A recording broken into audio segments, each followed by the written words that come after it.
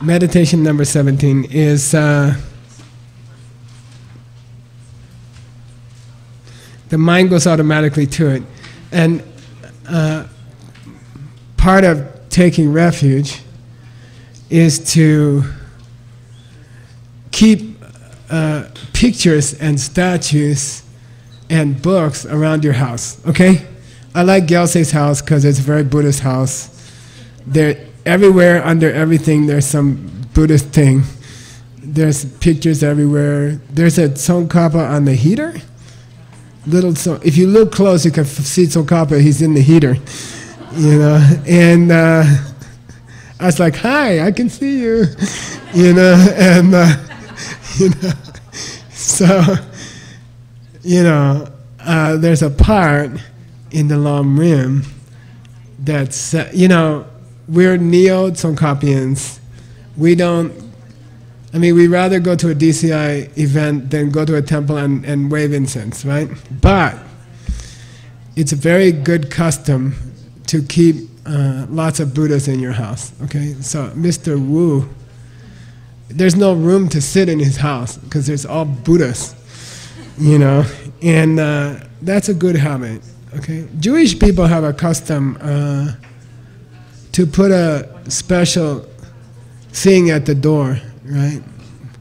What's it called? I don't know. Huh? Mezuzah? Mezuzah. Mezuzah. Anyway, they have this thing. And I decided I want a Buddhist one. So I got a little Buddha from Sarnath, where Buddha first taught. You gave it to me or no?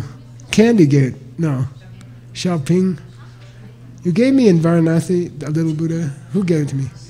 From where Buddha first taught. Then I carved a hole in near my door and I glued it in there. You know, so every time I come and go, I have to see this Buddha's looking at me. You know. In the Lam Rim, it says that's a very good custom. Okay, why? When you have trouble, you will think about Buddhas, okay? So, generally, it's important. Jewish people have another good custom. You're not allowed to make a statue of God, right? Like, in their temple, there's no images. Because they say it's impossible to make a picture of a holy being. Not possible. So you're not allowed to try. But and I used to think, you know, I don't need all these Buddhas around, you know, I just have to clean them, right? So I'm like, I don't need them around. I used to have them, they got dusty, my Lama said clean them, I said I don't want to. Then, you know, I decided I just won't have any, you know. But what the Lam Rim says about refuge, it's part of refuge to keep Buddhas in your house, okay? It could be Tara, it could be Jingan Yuja Mo, it could be anything, okay? But just keep them where you have to see them. I put one on the refrigerator because that's my real altar. You know, I'm always going there for refuge. And, you know, so I put one of those magnetic one on the refrigerator. It's always looking at me. Okay, so it's a custom. So the idea is, and if you have books all over your house, Buddhist books, you know, it's a tradition to keep some above your head where you walk into your house, on the inside, up above the door. And there's a custom to keep them above your head where you sleep, okay? And it's a custom not to keep them where your feet are pointing on your bed, okay? So not at the end of your bed. No books or Buddha pictures where the feet of when you sleep, your feet are facing them. Put them on the other side, near your head. And maybe someplace where you can see them when you fall asleep, right? So I have some images, you know, in my bedroom, and I have Choni Lama's collected works above my head. I figured that's the best thing. And then I have all the Buddhas around that, and Tsongkhapa is right there. Okay, so it's part of going for refuge to keep images around you all the time. Because when you die, it will stay in your mind. Okay? It will stay in your mind. When you get in a car accident, when you get cancer, when you're lying on the bed in the hospital the last time, your mind will go to that. You see? Your mind will go to what you saw your whole life. Okay? So keep lots of things around. It's not Buddhist home decorating, okay? And it's not a competition. My Buddha is more valuable than your Buddha, you know. Mine is silver, mine is gold, yours is just wood, you know. It's not like that, okay? But keep them around. We have a nice image of my teacher there. Anton from Moscow helped us to make it. And so it's nice to have your teacher's face around. There's a Tsongkhapa over here. And there's a Tsongkhapa here. And some of my teachers are here. So keep images around. Keep books around. Little stupas, okay? The pictures represent Buddha. The books represent Dharma. Sorry, the stupas are Buddha, mind. Body, mind, and speech. In Tibet language, we don't say altar, we say the place where Buddha's body, speech, and mind live.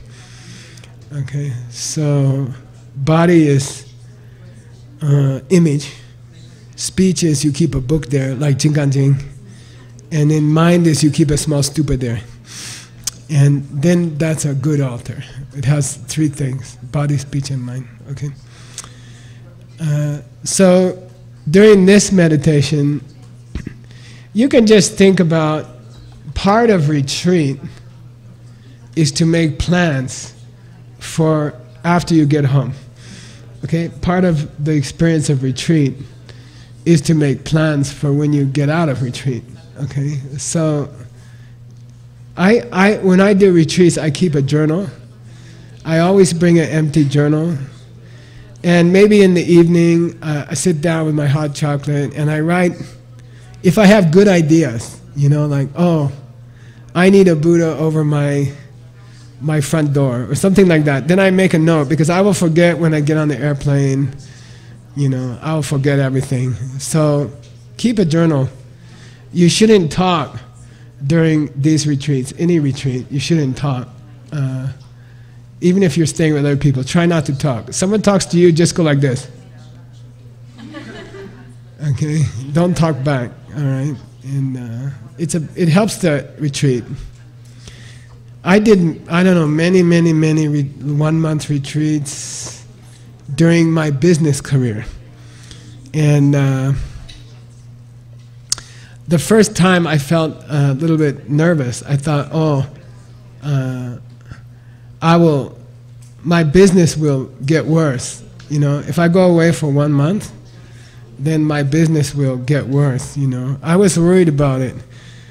And I waited for a long time. Then I did my first retreat in a bedroom next to my Lama's bedroom. And I stayed in the bedroom for 1 month.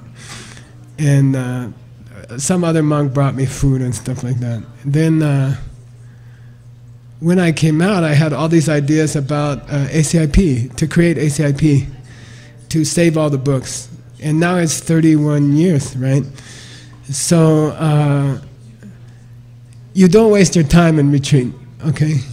It feels like you are going to get behind in your work. All the other people will get the good position, and your work will be worse, or something like that. But what I learned was all my cool ideas came during layroom, during retreat, 1-month retreat. So I encourage you to do it. And bring a journal with you when you do this retreat, okay? Don't forget, okay?